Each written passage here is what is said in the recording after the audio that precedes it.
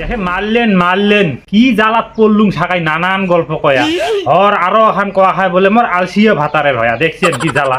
দাদারে বউ সাওয়া করার পরে আলসি করলে হবে? বউ কি তোর সব সময় সহ্য করি রবে?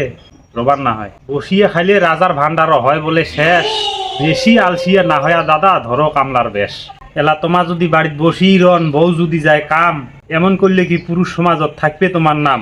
আলসি জিনিসটা সকারে শরীরত কম বেশি রয়, কিন্তু একেবারে আলসিয়ার মতো হইলে কি আর হয়? কর্ম না করিলে ভাত নাই দাদা, কর্ম করি যাও। হয় সংসার বান্ধার পরে আলসিয়া না হনকাও, হাফসার পরে আলসি মারিলে ওইটা আলাদা হয়। কামাই দেখিলেই নিন ধরে যাক, উয়াকে আলসিয়া কয়। আলসি করলে জীবনত দাদা কিছুই হবে না। কামাই দেখি আলসিয়ার ভয় ভুলতেও করেন না।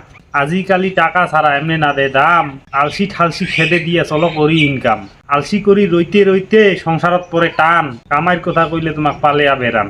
তো যাই হোক, মোর কথাগুলা বেয়া নাপান, সকায় এক না হয়, ক্ষমা করি দেন সকায় যদি ভুল হয়। কেমন হইল কেমন না হইল কমেন্ট করি কন।